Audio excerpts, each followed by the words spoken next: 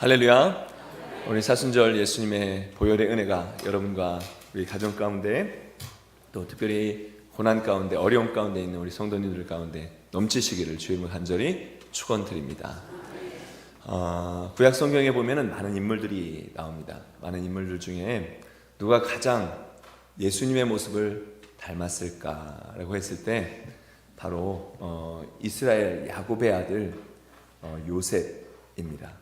요셉은 정말 많은 고난을 당하게 되고요. 그 고난 가운데서 하나님께서 다시 세워주시는 놀라운 일들이 일어나게 됩니다.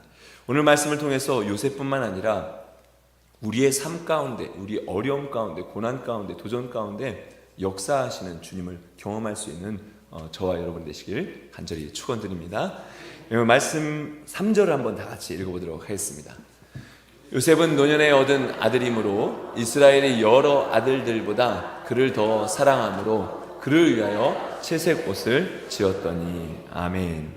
예수님의 어떤 모습을 요셉이 가장 많이 닮았을까? 먼저 요셉을 보니까 아버지의 특별한 사랑을 받았다라는 것을 알 수 있습니다. 아버지가 그 12명의 아들이 있죠. 그 중에 이제 이 요셉이 11번째 아들입니다. 왜 이렇게 사랑했습니까? 특별히 자기가 정말 사랑하는 라헬에게서 이렇게 난 아들이기 때문에 더 사랑하였고, 컬러풀한 옷을 만들어 가지고 요셉에게만 이렇게 주었습니다. 질투를 받을 수 있겠죠. 예수님도 정말 하나님이 사랑하시는 아들입니다. 그는 근본 하나님의 본체시나 하나님과 동등됨을 취할 것으로 여기지 아니하시고 갈릴리 나사렛에서 정말 그냥 시골에서 자랐던 예수님이십니다. 근데 그분이 이 땅에 오신 것은 바로 사람의 몸을 입고 오신 것, 정말 하나님의 말씀을 이렇게 이루어드리기 위해서죠. 공생애를 시작하시면서 예수님께서 세례 요한에게 세례를 받으십니다. 세례는 죄인이 받을까요? 의인이 받을까요? 네, 그렇죠.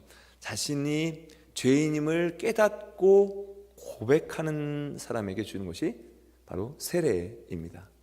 오늘 부활절에도 우리가 세례 예식이 있습니다. 우리 세례가 필요한 성도님들이나 우리 자녀들 세례를 꼭 받았으면 좋겠고요. 또 어려서부터 유아 세례를 받았던 우리 자녀들 중에 컨퍼메이션, 다시 세례를 확증하는 그런 예식도 하려고 합니다. 그래서 교육이 다음 주부터 있는데 꼭 저나 우리 전사님들께 접수를 해주시면 좋겠어요. 세례는 나는 죄인입니다 라는 그런 믿음의 고백으로 받는 것이 세례입니다. 의인으로 새롭게, 하나님의 자녀로 새롭게 태어나는 것이 세례입니다. 예수님께서 또한 승천하시기 전에 마지막에 이렇게 말씀하시죠. 믿고 세례를 받는 사람은 구원을 받을 것이요 믿지 않는 사람은 정죄를 받으리라. 이게 구원을 받고 또 세례를 받는 것이 굉장히 예수님의 명령이고 우리가 꼭 해야 될 그러한 말씀입니다. 그러면 예수님은 왜 세례를 받으셨는가? 예수님은 왜 세례를 받으셨습니까? 죄인도 아니신데 왜 세례를 받으셨습니까? 세례 요한이 예수님이 나오는 모습을 보면서 예수님께서 세례를 달라라고 했을 때 이러시면 곤란합니다. 뭐 제가 세례를 받아야지 어떻게 제가 세례를 줄 수 있겠습니까? 라고 세례 요한이 고백을 합니다. 그때 예수님께서 겸손하게 이것이 하나님의 말씀을 이루는 것이다. 세상 죄를 지고 갈 어린 양을 나타내는 내가 이 죄를 감당하기 위해서 바로 세례를 받아야 된다라고 하시면서 세례를 받게 됩니다. 세례를 받고 나오시는데 하늘 문이 열리며 성령이 비둘기같이 임하게 됩니다. 그때 하늘에서 소리가 들리죠. 자, 마태복음에 있는 말씀 다 같이 읽겠습니다. 하늘로부터 소리가 있어 말씀하시되 이는 내 사랑하는 아들이요 내 기뻐하는 자라 하시니라. 아멘. 예수님은요 하나님의 사랑을 정말 받는 그런 사람이었습니다. 요셉도 아버지의 사랑을 받고 예수님도 하나님의 사랑을 받았어요. 하나님이 세상을 이처럼 사랑하사 이 하나밖에 없는 독생자를 주십니다. 이 말은 하나님이 나를 이처럼 사랑하사, 예수님만 요셉만 사랑을 받은 것이 아니라 우리 모두도 하나님의 사랑을 받고 있습니다. 저와 여러분이 하나님의 사랑을 받는 걸 믿습니까? 예, 옆에 계신 분에게 한번 확증을 해주시죠. 하나님이 당신을 사랑하십니다. 하나님이 당신을, 권사님을 사랑하십니다. 이렇게 한 번 더 해주세요. 하나님이 당신을 많이 사랑하십니다. 네. 예, 우리가 하나님이 우리를 많이 사랑하시는 것을 우리 다시 한번 깨달아야 합니다. 그렇게 좋으세요? 네, 그렇게 좋으세요. 네, 맞습니다. 하나님이 당신을 너무너무 사랑하십니다. 둘째는 요셉은 하나님 아버지의 보냄을 받았습니다. 이것을 파송을 받았다라고 이야기합니다. 자, 13절 말씀을 다 같이 읽어보겠습니다. 이스라엘이 요셉에게 이르되 내 형들이 세겜에서 양을 치지 아니하느냐 너를 그들에게로 보내리라. 요셉이 아버지에게 대답하되 내가 그리 하겠나이다. 아멘. 예, 아버지의 사랑을 받던 요셉이 아버지가 말씀하시니까 너 세겜에 다녀와 하니까 순종하면서 다녀오게 됩니다. 그런데 이 세겜은 가기가 쉽지 않은, 발걸음이 떨어지지 않는 곳이 세겜입니다. 순종하기가 쉽지 않은 곳이 세겜이에요. 왜냐하면 세겜은 지금 있는 바로 헤브론과 멀리 떨어져 있어요. 멀리 가서 양을 치고 이렇게 돌아오게 되는데 멀리 떨어져 있습니다. 그리고 얼마 전에 어떤 일이 벌어졌습니까? 네, 이복 누이가 이곳에서 겁탈을 당하고 그 일로 인해서 전쟁이 일어나고 살인이 일어났던 곳이 바로 이 세겜입니다. 위험한 곳입니다.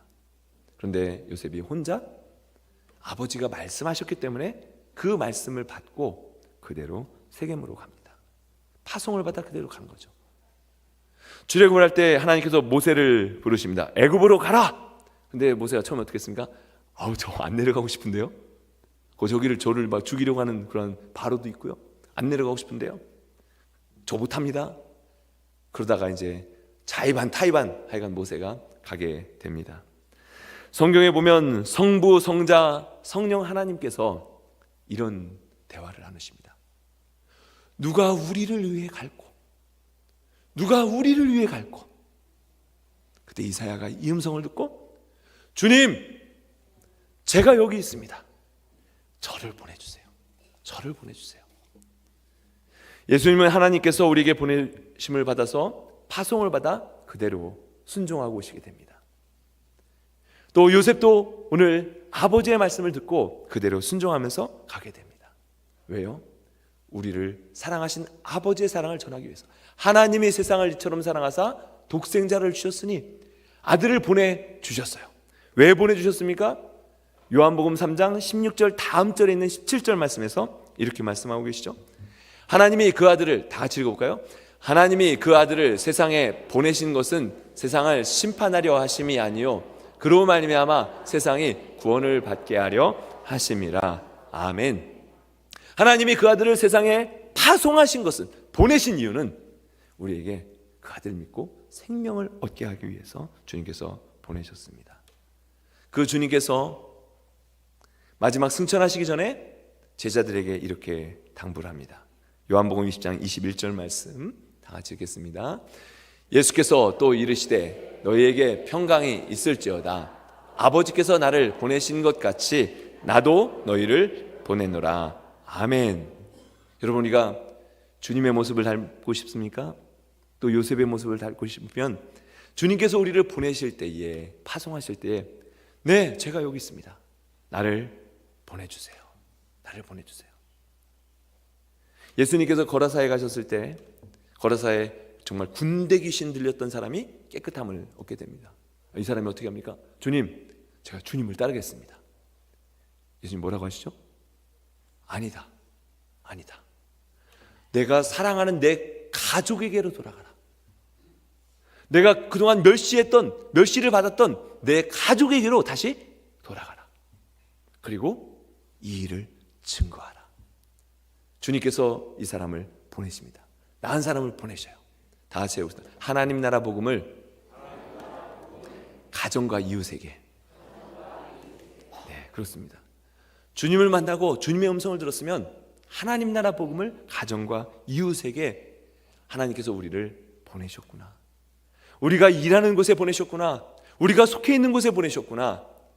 주님을 알지 못하는 사람들에게 우리를 먼저 알게 하시고 보내셨구나 라는 것을 우리가 분명히 알아야 합니다. 그리고 예수님께서 너희는 땅 끝까지 가서 복음을 증거하라. 땅 끝이 어디에 있습니까? 땅 끝이? 바울은 그렇게 생각했어요. 바울은 그 당시에 로마의 땅 끝은 서바나, 스페인, 이곳이 땅 끝이다 이렇게 생각했어요. 내가 땅 끝까지 가서 복음을 전해야 되겠다. 중세에는 어떻게 생각했습니까? 중세에는 15세기, 16세기에는 땅 끝이 저 극동에 있는 아시아 끝에 있는 대한민국, 일본, 중국, 거기가 땅 끝인 줄 알았어요. 뺑 들어서 가면 거기가 땅 끝이다. 그런데 땅 끝이 어디입니까? 그렇죠. 땅 끝은 주님을 알지 못하는 그곳이면 그것이 어디나 땅 끝입니다. 가까이 있는 사람, 멀리 있는 사람, 아직도 주님을 알지 못한다면 주님께서 나를 그곳에 보내셨구나. 이건 그냥 가줄래 하는 것이 아니라 주님의 명령이구나. 주님이 나를 파송하셨구나. 다 같이 해보겠습니다. 나는 선교사입니다. 주님이 나를 복음을 위해서 보내셨어요. 예, 보내셨어요. 여기까지 따라하셨어요. 자, 옆에 있는 분에게 한번 이렇게 말씀해 주시고, 당신도 선교사시군요. 예, 당신도 예, 그렇습니다. 우리 모두 다 보냄을 받은 선교사입니다. 내가 너를 보내라. 이 말씀을 우리가 꼭 기억하시기 바랍니다. 또한 요셉이 어떤 면에서 예수님을 닮았느냐 하면 요셉은 정말 많은 시기를 받게 됩니다. 자, 11절 말씀 다 같이 읽어보겠습니다. 그의 형들은 시기하되 그의 아버지는 그 말을 간직해 두었더라. 아멘. 예. 오늘 요셉이 오늘 본문 읽었던 말씀이죠. 꿈을 꾸었습니다. 어린 요셉이 꿈을 다 꾼 다음에 형님들 제가 꿈을 꿨어요. 제가 꿈에 보니까 제 앞에 곡식단이 있고요. 형님들의 우리 형제들이 11 곡식단이 있는 거예요. 근데 그 곡식단들이 저를 향해서 절을 하는 거예요. 형들이 어땠을까요? 예, 말씀해 보니까 미움이 그 가운데서 일어나게 되었습니다. 근데 그 다음 날이 되었어요. 요셉이 또 꿈을 꾸었어요. 이제는 아빠 엄마 앞에 와서 얘기하는 거예요. 아빠 엄마 형님들 제 꿈을 한번 들어보세요. 제가 꿈을 꾸었어요. 해가 있고요, 달이 있고요, 11별이 있는데 저에게 절을 하는 거예요. 그래서 형님들이 그날부터 더 미워하고 더 시기하게 됩니다. 요셉을 꿈쟁이라고 하면서 저 꿈 이루어지나 한번 보자 그러면서 해칠 계획을 가지고 있습니다. 결국 요셉은 애굽으로 끌려가서 억울하게 죽지는 않았지만 정말 바닥 생활을 하는 그런 계기가 되게 됩니다. 그런데 시기를 받고 고난을 당하였는데 요셉은요 한마디 불평이나 원망을 하지 않습니다. 요셉이 어려움을 당할 때부터 그를 항상 따라다녔던 수식어가 있어요. 수식어가 있습니다. 39장 3절 말씀 다 같이 읽어보겠습니다. 그의 주인이 여호와께서 그와 함께 하심을 보며 또 여호와께서 그의 범사에 형통하게 하심을 보았더라. 아멘. 네. 어려움을 당하였지만 고난을 당하였지만 지금 종으로 팔려갔지만 항상 수식어는 뭐냐면 여호와께서 그와 함께 하셨고 그를 형통하게 하셨더라. 요셉뿐만 아니라 주위에 보는 모든 사람들이 저 사람은 어떤 사람이길래 누가 도와주는 거야? 어떤 손이 지켜주는 거야? 하면서 요셉의 항상 수식으로 따라다니는 늘 함께 하셨으며 늘 형통하게 하셨다는 일이 잘 될 때 이러는 것이 아니라 고난을 당하고 어려움을 당할 때 정말 바닥과 같은 생활 가운데 이런 고백이 나오게 됩니다. 예수님도 바로 마찬가지셨죠. 예수님이 이렇게 십자가에서 고난을 당한 이유가 있습니다. 물론 하나님께서 보내셔서 우리의 죄를 대속하시기 위해서 십자가를 지셨어요. 그런데 그 과정을 보면 유대인들의 시기 때문이죠. 갈리에서 난 촌뜨기 같은 선지자라는 사람이 스포트라이트를 다 받으니까 미움과 시기를 받는 거예요. 그 사람이 잘 되면 칭찬해 주어야 되는데 우리는 시기가 일어나는 것. 이게 우리 마음이잖아요. 빌라도가 묻습니다. 6월절에 특별 사면을 해줄 텐데 누구를 놓아줄까? 사람들이 소리쳤어요. 바라바를 놓아주시오. 바라바를 놓아주시오. 그럼 이 예수는 어떻게 할까? 십자가에 못 박으시오. 십자가에 못 박으시오. 왜 이렇게 외쳤습니까? 마가복음 15장에 이렇게 말씀하고 있습니다. 이는 그가 대제사장들의 시기로, 시기는 사람을 죽이는구나. 다른 사람을 죽인다면서 자기도 죽이는 것이 시기입니다. 어느 동네에 그 비슷한 종류, 이제 동종 업종이라고 이렇게 얘기를 하죠. 같은 업종에 일하는, 길 하나를 사이에 두고 같은 업종에 이렇게 가게가, 비즈니스가 있었습니다. 그러니까 한쪽 손님이 선택해서 이쪽을 가면 이쪽 손님은 안 오는 거잖아요. 이쪽이 오면 저쪽 손님은 저쪽으로 가면 저쪽 가게는 비어 있게 된 겁니다. 그런데 서로 이렇게 미워하면서 우리한테 왔으면 좋겠네 이런 마음만 갖고 서로 시기하면서 저쪽 안 되길 바라고 우리만 잘 되길 바라고 하는 그런 마음이 있었습니다. 어느 날 한 가게 주인에게 천사가 뿅 하고 나타났어요. 내가 너희를 위해 무엇을 해주길 원하느냐? 당신은 누구입니까? 나는 천사인데 너의 소원을 들어줄 수 있다, 이렇게 얘기했습니다. 그런데 조건이 있다. 뭐냐면 내가 100불을 원하면 내가 100불을 줄 수 있다. 그러나 저 이웃 가게는 200불을 받게 될 것이다. 내가 100살을 살기를 원하면 100살을 살게 해주겠다. 저 이웃 가게는 200살 2배를 살게 해줄 것이다. 이 얘기를 듣고 있다. 그건 안 되지. 그건 안 되지. 그건 안 되지. 우리 같으면 어떻게 대답하겠습니까? 우리가 지금 계속 말씀을 듣고 있잖아요. Blessed to be a blessing. 복이 되기 위하여 저뿐만 아니라 저 사람도 축복해 주세요 하면서 이렇게 할 거잖아요. 그죠? 아닌 것처럼 이렇게 그런 표정으로 바라보시는데 이 사람이 이렇게 대답을 했습니다. 이렇게 대답을 했습니다. 그러면 제 손을 들어주세요. 저를 쳐서 반만 죽여주세요. 저를 반만 죽여주세요. 그래서 저쪽 놈은 완전히 죽겠죠. 시기는요 살인과도 같습니다. 다른 사람을 칭찬해주면 그 사람만 올라가는 것이 아니라 우리 자신이 올라가게 됩니다. 다른 사람을 시기하고 깎아내리려고 하면 결국은 내가 그 밑에 더 밑에 내려가게 되는 것이 시기입니다.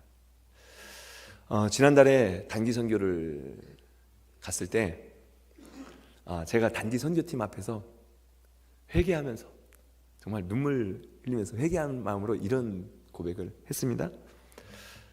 10여 년 전에 처음 도미니카 선교를 가서 그 첫 교회를 봉헌할 때였습니다. 단기 선교 가기 전에 이미 선교부장님을 보내시고 장로님을 보내가지고 그 선교지에 그 첫 번째 교회를 이렇게 지었어요. 그리고 이제 그곳에 가서 단기 선교를 하는 겁니다. 갔는데 선교사님께서 이렇게 얘기를 하셔요. 하나님이 저에게 꿈을 주셨습니다. 하나님이 저에게 꿈을 주셨는데 이곳에 100개의 교회를 세울 꿈을 주셨습니다. 근데 첫 번째 교회를 이제 막 세웠는데 100개의 교회라 제가 속으로 100개는 무슨 100개야. 100개 하려면 얼마야? 이런 마음을 가졌어요. 근데 지난달에 가가지고 104개의 교회가 세워진 거예요. 하나님의 꿈을 이렇게 이루시는구나. 그리고 그때 처음으로 통역했던 IT 그 통역하시는 분, 나중에 목사님이 되셨죠? 저의 설교를 처음으로 통역했던 그 통역했던 그분이 목사님이 되셔서 번역하시고 이런 일들을 이루신 거예요. 그 여러 우리 단기 선교팀에게 제가 이렇게 제가 이런 마음을 가졌습니다. 제가 회개합니다. 여러분 앞에 솔직하게 회개합니다.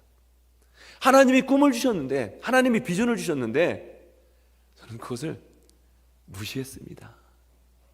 회개합니다. 하나님이 우리에게 꿈을 주십니다. 비전을 주셔요. 빌립보서 2장 13절 말씀 다 같이 읽어보겠습니다. 너희 안에서 행하시는 이는 하나님이시니 자기의 기쁘신 뜻을 위하여 너희에게 소원을 두고 행하게 하시나니. 아멘. 하나님께서 우리에게 소원을 주시고 꿈을 주셔요. 그리고 그것을 이루어 가시는 하나님이십니다. 어제도 다니엘 기도의 마지막 시간에 우리 안재호 소장님이 25년이 지난 다음에 보니까 하나님이 그때 주신 꿈이 이루어졌더라고요. 이런 고백을 하셨잖아요. 우리는 잊을지 모르지만 하나님은 그 꿈을 우리에게 주시면 이루어 가십니다. 예수님도 하나님 아버지의 꿈 때문에, 비전 때문에 이 땅에 오셔서 십자가를 지셨습니다. 그리고 구원을 이루십니다. 십자가는 고난의 길이지만 이 고난의 길이 하나님의 계획 안에 있다는 것은 얼마나 감사한지 모릅니다. 그래서 여기서 한 가지 그 교리를 우리에게 소개해 줍니다. 전지하신 하나님, 우리를 누구보다도 잘 아신다는 거죠. 2페이지 되는데요, 천천히 읽어보도록 하겠습니다. 전지하신 하나님, 성경은 하나님이 모든 것을 알고 계신다고 가르칩니다. 하나님은 완전한 지식을 가지신 분이며 이 지식은 과거, 현재, 그리고 자유의지를 부여받은 피조물들이 앞으로 내릴 결정들을 포함한 미래의 모든 것을 포함합니다. 하나님의 지식은 완전하며 하나님은 시간을 넘어서서 존재하시는 분이므로 앞으로 일어날 모든 일을 알고 계십니다. 모든 것을 알고 계시는 하나님의 지식 앞에서 우리는 인간의 지식은 유한하다는 것과 하나님의 결정들은 지혜롭고 선하다는 것을 인정해야 합니다. 아멘. 너희는 너희 명철을 의지하지 말고 여호와를 의뢰하라. 그리하면 우리의 길을 지도하시는 전지하신 하나님을 분명히 믿고, 하나님이 지금 고난 가운데 있지만 이 고난을 통해서 우리에게 하나님의 뜻을 이루어 가시는구나 라는 것을 고백할 수 있는 저와 여러분 되시길 간절히 축원드립니다. 또 요셉이 예수님을 닮은 또 다른 모습은 버림을 당했습니다. 20절 말씀 다 같이 읽어보겠습니다. 자, 그를 죽여 한 구덩이에 던지고 우리가 말하기를 악한 짐승이 그를 잡아먹었다 하자 그의 꿈이 어떻게 되는지를 우리가 볼 것이니라 하는지라. 아멘. 이 아멘을 해야 되나? 네, 말씀 아멘 하기가 참 그런 말씀이죠. 우리가 너한테 절한다고 이 말도 안 되는 소리 하지 마라. 내가 어떻게 되나 한번 보겠다 하면서 형들이 그런 마음을 품고 해치려는 마음을 품습니다. 이때 첫째 아들 루벤과 유다가 그래도 동생인데 우리가 그러지 말고 그냥 팔자 하면서 은 20에 팔게 됩니다. 노예 한 사람을 살 때 은 몇 개가 필요하다고요? 30개가 필요합니다. 예수님이 가룟 유다에게 은 몇 개예요? 30에 불려갑니다. 온전한 성인이니까. 왜 요셉이 20밖에 못 받았습니까? 어리니까, 아주 어리니까 20밖에 받지 못하였습니다. 요셉도 어린 나이에 이렇게 팔려가게 되고 예수님도 은 30에 팔리게 됩니다. 그리고 요셉의 생애를 더 보면은 나중에 39장에 가서 보디발의 아내로부터 강한 유혹을 받습니다. 시험을 당하죠. 예수님께서도 시험을 받으십니다. 돌을 떡으로 만들어 봐라. 성전에서 한번 뛰어내려 봐라. 한번 날라봐라. 나한테 한번 절하면 내가 다 이루어줄 수 있는데. 그러나 예수님께서는 모든 시험을 이기십니다. 우리에게 어느 때는 고난이 올 때가 있고 시험이 올 때가 있습니다. 그런데 그 고난이 내가 잘못해서 이루어진 고난이라면 할 말이 없지만, 정말 내가 생각하지 않은 때 고난이 온다면 하나님께서 피할 길을 주시고 하나님께서 함께 하시며 이기게 하시는 하나님을, 전지하신 하나님을 신뢰하시기 바랍니다. 시편 119편 71절 말씀 다 같이 읽겠습니다. 고난당한 것이 내게 유익이라 이로 말미암아 내가 주의 율례들을 배우게 되었나이다. 아멘. 고난 가운데 넘어지면 안 되고요, 고난 가운데 일어설 수 있는 요셉과 같이 예수님처럼 정말 일어설 수 있는 저와 여러분이 되시길 바랍니다. 나중에 41장에 가서 다음 주 이야기겠죠. 바로가 요셉을 애굽의 총리로 세우게 됩니다. 요셉만 세워지고 요셉만 산 것이 아니라 그의 가족들도 살리고 친족들도 살리고 또 나라를 살리고 그 근동을 다 살리는 하나님의 사람입니다. 예수님이 극심한 고난 가운데 십자가에 죽으셨지만 하나님께서는 그를 지극히 높이셔서 모든 것을 다 고난을 그 예수님께 허락해 주시고 주님을 믿는 자에게 주시는 구원을 우리에게도 허락해 주셨습니다. 저와 여러분의 꿈이 무엇입니까? 목표, 골이 무엇이에요? 정말 예수님을 닮아가는 모습을 살면 좋겠다. 어려움이 있을 때도 주님을 의지하고 하나님께서 우리에게 주신 그 사명들을 이루어가는 주님을 닮아갈 수 있는 저와 여러분 되시길 간절히 바랍니다. 디모데전서 4장 15절 말씀 마지막으로 다 같이 읽겠습니다. 이 모든 일에 전심전력하여 너의 성숙함을 모든 사람에게 나타나게 하라. 아멘. 예수님의 장성한 분량에까지 성장할 수 있는 저와 여러분이 되시기 바랍니다. 그리고 마지막 세상을 떠날 때에 우리의 관이 이렇게 놓여 있다고 그래요. 사람들이 와서 뭐라고 하면 좋겠습니까? 사람들이 와서 이러면 제일 좋을 것 같아요. 움직이네? 살았나 봐.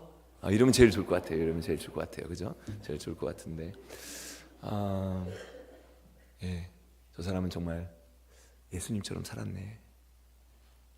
예수님을 기쁘시게 하는 삶을 살았네.